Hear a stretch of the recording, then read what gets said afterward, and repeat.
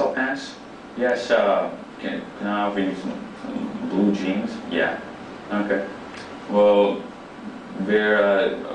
what is your preference of brands? Okay. You know, give me an example. Versace. Versace? Regulars. Jeans. Versace. Yeah, okay.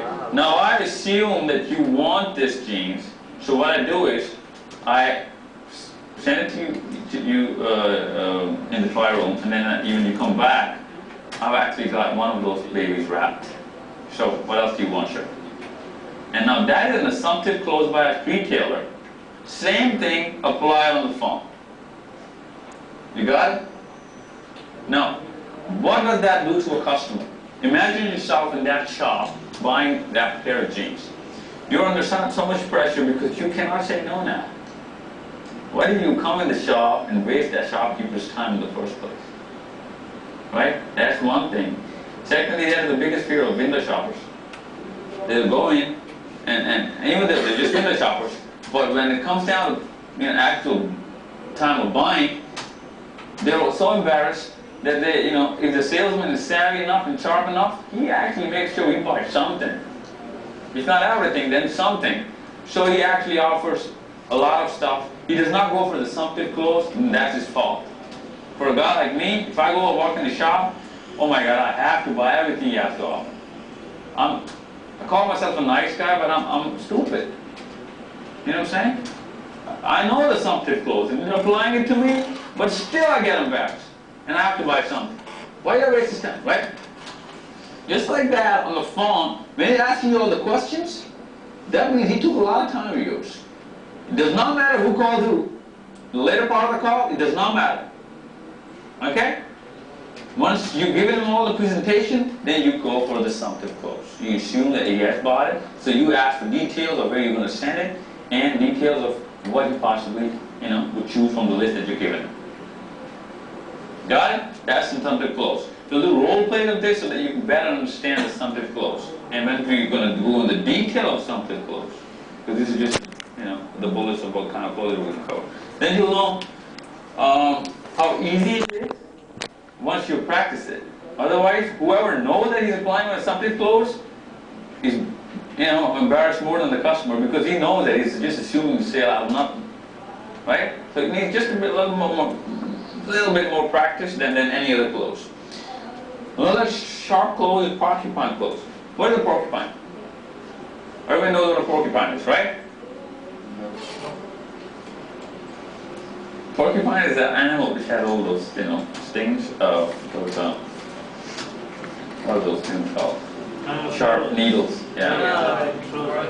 Yeah. As soon as you go close to it, just, every needle is right. And you can't touch it. It's like a big bush with a lot of thorns, right? Just like that. If I go to a shop and ask for a pair of jeans, so you want Pepe? You want a Wrangler? Yeah, I want a Wrangler. Okay, should I pack that for you right now? After getting all my details. And I'm thinking, I didn't even say I'm going to buy it, but he's thinking of asking me to try to strap it up. You know what I'm saying? He's actually pushing that sale onto my face. And I have to buy because that had not just the inheritance and the essence of assumptive clause in it, but it is that much more aggressive, and it goes for the kill right there. If he says, I want Sony Ericsson, okay, which model? This one. Okay, what's the address I'm going to send it to?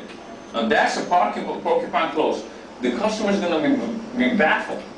He's going to be on the back foot on the defense. Oh my God, I just asked for this help, man. Why are you sending it to me? But then again, that's the point of this clause. Right? If you just know the customer is too late, kill him with the porcupine. Okay, don't assume and prolong the sale. 90% of the sale dumps are because you have a habit of telling stories. You know the customer is yours, then you have to give a speech. Everybody does that. Just to prove that, hey, in my recording, they'll know how learned I am. What kind of knowledge do I have? And we actually shove that knowledge to the customer.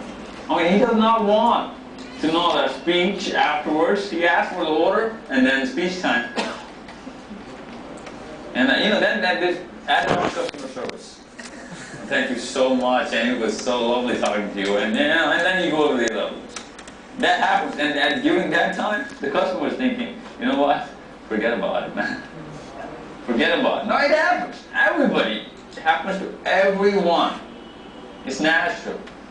And that is called emotional control. Okay, don't be too excited. Don't be too confident. Don't be cocky. Okay? Now, urgency close, after the sale close, same kind of closes. You go, how soon do you need it?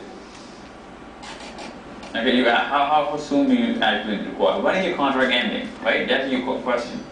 For a cell phone campaign, when is your contract ending? Okay, oh, you have no time then. You know what I'm saying? But after the sale close, he's the baby of this particular close when you go to the customer's house, door to door, and then you ask for the sale. Are you looking for this? Are you looking for this? This is the question. Should I offer you this? Should I offer you that? Send it? No, I think it's recording. Okay. So, what you do is, oh, I think the projector actually went on the screensaver. Okay.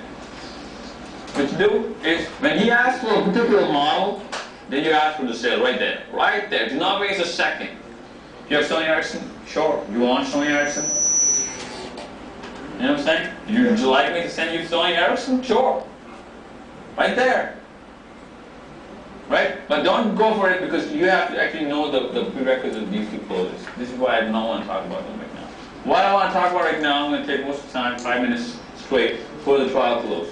This is the exact close which is not just befitting for your part of the world, but the kind of campaign you're running and the kind of customers that you are going to get because of this particular product you sell. Trial close is the most used close, the simplest of them all, and also naturally adaptable by your team behavior. That you guys, the type of people that you are, the type of salespeople that you are.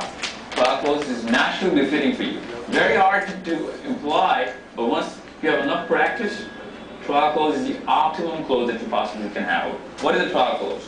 Trial close, you put the customer on trial. Okay, you ask him questions pertaining to the product, and you qualify him, and then once he's qualified, then you ask him when is the best time for him to get it. That is your last question. When he said this, that means the sale is done. You qualify, and then you ask for the delivery time. That's it. You don't even have to ask for the sale, because that's a different kind of close. And that's what you're implying right now. You want to buy this? No, I don't want to buy this. You want to get this? You're offering so many questions, and then you're asking for the sale for every different model that you're offering. Okay? All you do is you qualify the customer for a particular package by asking a question in your probing phase, and then once you know that this guy is qualified, always ask direct questions. In this close, from the opening to the end, you do not ask an open-ended question. I'm not talking about the call here. You'll ask open-ended question in the opening state of the call. But as soon as you go for the close, do not ask, why do you think you like this? No. It's a big speech. Do you like this? Is a close-ended question? Yes. Would you want a color? Would you have different colors in this? Black or blue? Blue. Right? Just like it's on a trial. Once you know that it's done, you go and you tell them, okay, what's your address that I'm going to send it to you? Do not be bluntly rude in it. Be very, very polite. Okay? But once you have done your qualification, you ask them what is the best time, and that's it. Got it? We are going to cover these two closes, very minute details of these closes. We're going to go in depths of these closes so that you can perfect these. But once you have perfected these, I want these to apply to every call. Okay? Scroll up so that I can actually finish this. Okay, Steve Los, okay, this is one of my owner of Los Building and Modeling in San Diego, considers closing sale on the modeling project.